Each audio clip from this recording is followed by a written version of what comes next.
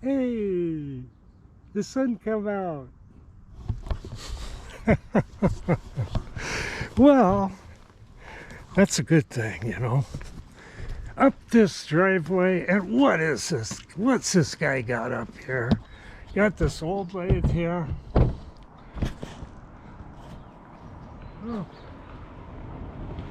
Well, I just about got the paint off of it. Yeah, I'm gonna primer it and stuff, but I'm scrubbing this thing. And I got the taper attachment off, and I did a little bit of work on that this morning, and I posted some videos. Hope you enjoyed that. I think something like that taper attachment, I bet I'm gonna have almost 5 hours in fixing. But it's kind of fun working on this stuff, and you know, you think about a taper attachment, you know, that's been on a machine for over 80 years, and take 4 or 5 hours to clean up doesn't seem that bad after all. Hey, let's have a look where that taper attachment goes, and I'll show you the cleanup I have to do on the machine itself. Okay, right around here. Now, this is some stinky stuff that got in here, and this is where that taper attachment goes. Let me see if I can get the camera up and up on something here, and maybe you can watch me kind of clean that. Hold on. See what we got here. I've got most of the stuff, I think. And I got a different brass brush, and I got the good stuff. Oh yeah, here we go. Oh boy, all kinds of fun. Okay, got a little bit of that ATF auto trans fluid. I'm going to put some of that in there. This is acetone. If I'm lucky, the lid will come off. Sometimes the lid doesn't want to come off on this stuff. Okay, got a little bit of a mix there. It's nice to use this stuff outside because it does stink. Put that right there. Get that kind of mixed up in there. Then I'm going to start working at, here, I'm going to get this camera here, and you can see I'm just going to start working it in to these places. There's some spots where there's rust, and this gib right here I'm working on, it's hardened steel, so it rusted a little bit. It got some moisture on it at one time. You know, these surfaces. Now, this machine, it was, 2 years ago, it was the least expensive lathe of its type on the internet. And it was on eBay for $3,200. Buy it now. Yoder Machinery had it. And I think they had it for sale for maybe 2 years. I don't know. For quite some time. And we'll get over to this side. Oh, that wrench there.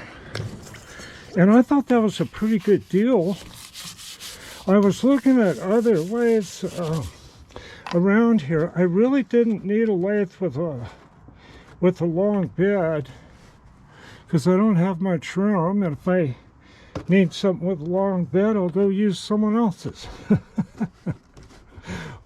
or make arrangements, have somebody else do it. But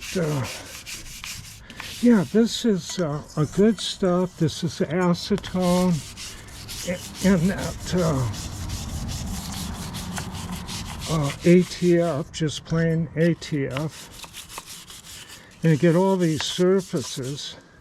This lathe was not cleaned up, and which is kind of unusual. Usually machine tool dealers get them and clean them up, but you know, they figure probably this whole thing, they just go ahead and sell it as is.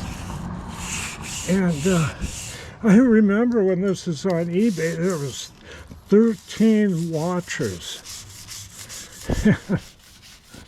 That was, I go, well, you know, I better, and I kept grabbing a watcher every now and then. I go, well, somebody's going to buy this. And I tell you what, I'm glad I did, because now it would certainly cost a lot to ship it, I think. Here to Washington State, which is more than halfway across the country, actually.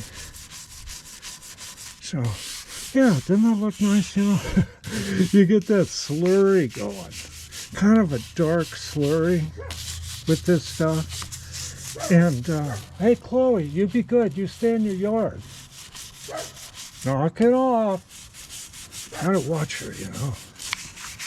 But this is basically what I'm going to be doing for a while.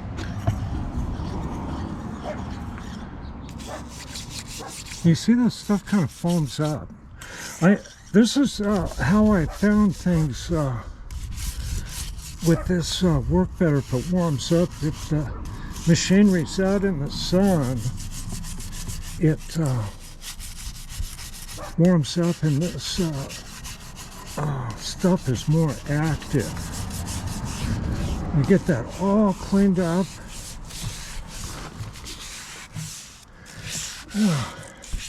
Now I found that the taper attachment has an oiler on this other side when it fits in here, and all that was plugged up, and there's a little bit of galling. So I'm gonna have to, you know, knock down the high spots and check the adjustment on this thing. And there's a bunch of adjustments. Now this area in here, I'm just gonna brush it out. I'm gonna dig it out and brush it out with mineral spirits and get all that clean. And this old cutting oil has a terrible smell to it. And you just want to get it all out. Let's see, I dig all that junk out of there. Yeah. Let's see. I'll take a rag here and see how it's looking.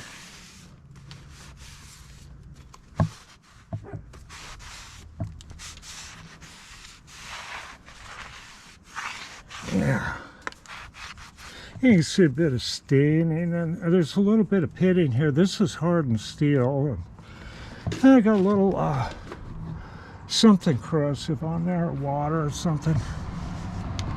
But I'll just keep scrubbing on it.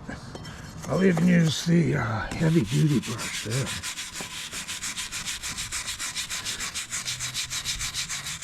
When you get this slurry going, like over this rusty spot, if you keep going until it comes clean, and it doesn't really do that, you got all the rust you can out of it, and then it actually tends to kind of fade and even become invisible, kind of.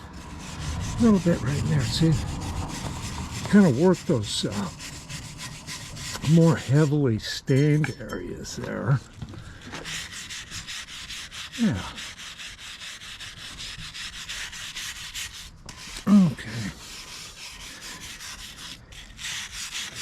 Yeah, I'll go over all this stuff here and just kind of scrub everything I can.